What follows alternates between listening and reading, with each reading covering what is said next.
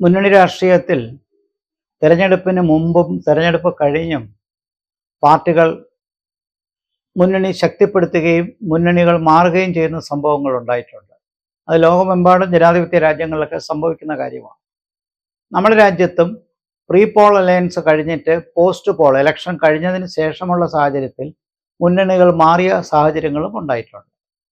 കേരളത്തിൽ തന്നെ പഴയ കാലത്തും ഉണ്ടായിട്ടുണ്ട്. തെരഞ്ഞെടുപ്പ് കഴിഞ്ഞിട്ട് ജനങ്ങളുടെ മാൻഡേറ്റ് വാങ്ങി അത് കഴിഞ്ഞതിന് ശേഷം പുതിയ മന്ത്രിസഭ രൂപീകരണം വരുമ്പോൾ മറുകണ്ഠം ചാടുന്ന മുന്നണികളും പാർട്ടികളും കേരളത്തിൽ തന്നെ ഉണ്ടായിട്ടുണ്ട്. പക്ഷേ ദേശീയ തലത്തിൽ ഇപ്പോൾ പ്രീ പോൾ അലയൻസും ഉണ്ടാക്കിയിരിക്കുന്നത് പ്രധാനമായും NDA മുന്നണിയും ഇന്ത്യ മുന്നണിയുമാണ്. ഈ രണ്ട് മുന്നണികൾ തമ്മിൽ വിശാലമായ ഒരു മുന്നണികൾ ഉണ്ടാക്കിയെങ്കിലും NDA മുന്നണിയുടെ അത്രയും ഘടനാപരമായ ഒരു ഐക്യം ഇന്ത്യ മുന്നണിക്ക് ഇല്ല എന്നുള്ളൊരു യാഥാർത്ഥ്യമുണ്ട്. നമുക്കറിയാം, നിതീഷ് കുമാർ ആദ്യം ഇന്ത്യ മുന്നണിയിൽ നിന്ന് ആയിരുന്നു. പക്ഷേ തിരഞ്ഞെടുപ്പ് വന്നപ്പോൾ ഇന്ത്യ മുന്നണിക്ക് സീറ്റുകൾ കിട്ടാൻ സാധ്യത കുറവാണ്, തനിക്ക് പ്രധാനമന്ത്രിയാകാൻ കഴിയില്ല എന്ന് മനസ്സിലാക്കി NDA മുന്നണിയിലേക്ക് തിരിച്ചു പോയത്.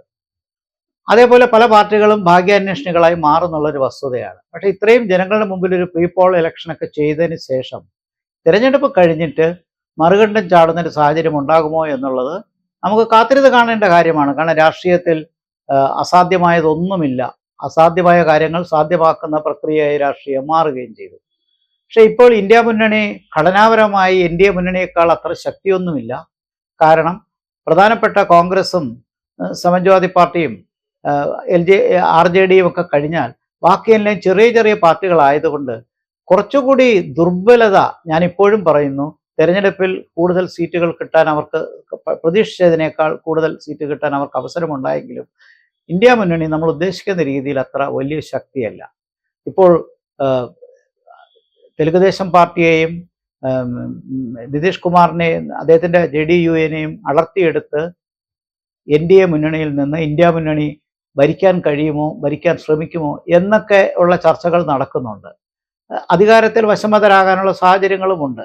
നിതീഷ് കുമാറിന് പ്രധാനമന്ത്രി സ്ഥാനം, ആന്ധ്രാപ്രദേശിലെ TDPക്ക് പ്രത്യേക പദവി സ്ഥാനം എന്നൊക്കെ കൊടുത്തു കഴിഞ്ഞാൽ ഇവരൊക്കെ മാറുമോ എന്ന് പറഞ്ഞാൽ രാഷ്ട്രീയത്തിൽ നമുക്കത് പ്രവചിക്കാനോ പൂർണ്ണമായി വിലയിരുത്താനോ പറ്റില്ല. അതെങ്ങനെ സംഭവിക്കും. പക്ഷേ സാധാരണഗതിയിൽ ഞാൻ കാണുന്നത് ഈ രണ്ട് മുന്നണികളിൽ തീർച്ചയായിട്ടും ഘടനാപരമായ ശക്തി NDAക്കാണ്, ഇന്ത്യ മുന്നണിക്കല്ല. അപ്പോൾ ഈ മാറുന്ന ആൾക്കാർ ആദ്യം നോക്കുന്നത് എവിടെ പോയാലാണ് തനിക്ക് സ്ഥിരമായ ഒരു പൊസിഷൻ കിട്ടുന്നത്, കുറച്ചുകൂടി പോളിസി ബെനിഫിറ്റ്സ് കിട്ടുന്നത്, പേ ഓഫ്സ് കിട്ടുന്നത്, അതിൻ്റെ ഫലമായി തൻ്റെ സംസ്ഥാനത്തിന് എന്ത് നന്മ കൊണ്ടുവരാൻ കഴിയും, സ്വന്തമായിട്ട് എത്ര വളരാൻ കഴിയും, ഇതൊക്കെയാണ് തീർച്ചയായിട്ടും ചന്ദ്രബാബു നായിഡു ആയാലും നിതീഷ് കുമാറും ഒക്കെ ആയാലും ചിന്തിക്കുന്നത്. അപ്പോൾ പക്ഷെ നമ്മൾ കേരള നറേറ്റീവിൽ അങ്ങനെയല്ല കാണുന്നത്. നാളെ ഇത് മറിച്ചു വരും, മെജോറിറ്റി കിട്ടിയിരിക്കുന്നത് NDA മുന്നണിക്കാണെങ്കിലും ഭരിക്കാൻ പോകുന്ന ഇന്ത്യ മുന്നണിക്കാണ് എന്നുള്ള നിലയിലുള്ള ചർച്ചകളൊക്കെ വന്നു കഴിഞ്ഞു. അതിൻ്റെ ചില വാർത്താ പ്രാധാന്യം ഉണ്ടായി എന്നുള്ളത് സത്യമാണ്. പക്ഷേ ഇപ്പം നമുക്ക് വളരെ വ്യക്തമായിട്ട് അറിയാം, രാഷ്ട്രപതി വിളിക്കാൻ പോകുന്നത് NDA മുന്നണിയെ തന്നെയാണ്. കാരണം പ്രീ പോൾ അലയൻസിൻ്റെ ബേസിൽ ഒരു സംശയവും വേണ്ട, ഏത് നിയമം എടുത്താലും ഏത് പ്രീസിഡൻ്റ് എടുത്താലും കീഴ്വഴക്കം എടുത്താലും NDA മുന്നണിയെ വിളിക്കാനേ രാഷ്ട്രപതിക്ക് കഴിയുകയുള്ളൂ. അതിൽ തർക്കവുമില്ല, അതിനകത്ത് യാതൊരു കൺഫ്യൂഷനുമില്ല, ആശയക്കുഴപ്പത്തിൻ്റെ യാതൊരു കാര്യവുമില്ല.